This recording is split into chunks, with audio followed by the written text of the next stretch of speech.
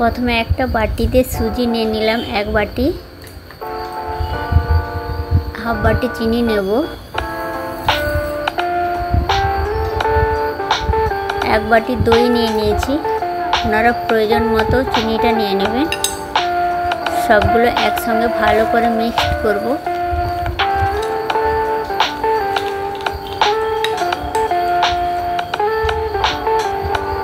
সুন্দর মিক্সড হয়ে গেছে দেখুন। এগুলোকে একটা পেস্ট বানিয়ে নিলাম। একটা বড় বাউলে ঢেলে দিলাম, ধুয়ে একটু জলও দিয়ে দিয়েছি। ভালো করে ফেটাতে হবে। একটু নুন প্রয়োজন মতো নিয়ে নিলাম। গুঁড়ো দুধ দিয়ে দিচ্ছি 2 চামচ।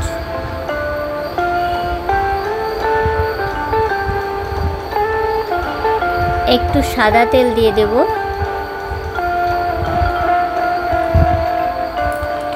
ভালো করে এগুলোকে মেশাবো।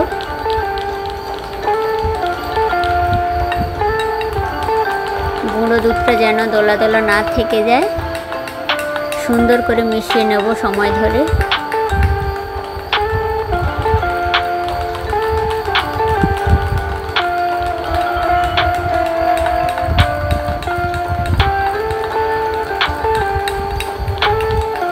মেশানো হয়ে গেছে আমাদের।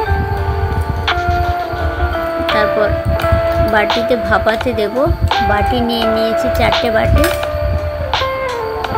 সবগুলো বাটিতে তেল ব্রাশ করে নেব।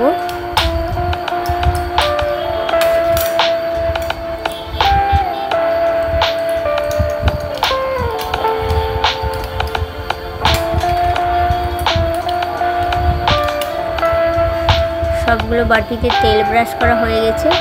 এবার ব্যাটারটাকে একটু একটু করে আমরা ঢেলে দেব, 2 হাতা করে দিয়ে দেব। আপনারা চাইলে বেশি করে দিতে পারেন।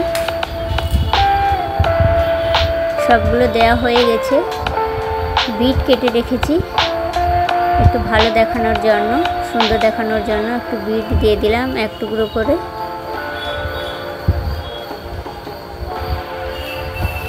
বিটটা খেতেও ভালো লাগে।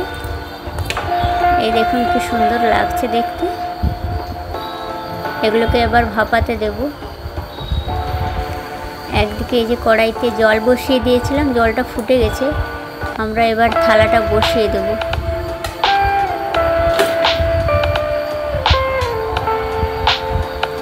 এর উপরে ঢাকনা দিয়ে দেব ভাপে সিদ্ধ হওয়ার জন্য। ভাপটা যেন না বেরিয়ে যায়।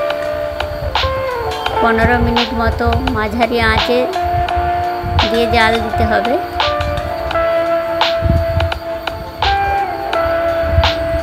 হয়ে গেছে দেখুন। এই যে কাঠি দিয়ে দেখছি, কাঠির গায়ে সেভাবে লাগছে না। হয়ে গেছে আমাদের পিঠেটা, রেডি হয়ে গেছে। এই যে দেখুন তুলে নিচ্ছি, সুন্দর উঠে যাচ্ছে। এইভাবে আমাদের পিঠে তৈরি।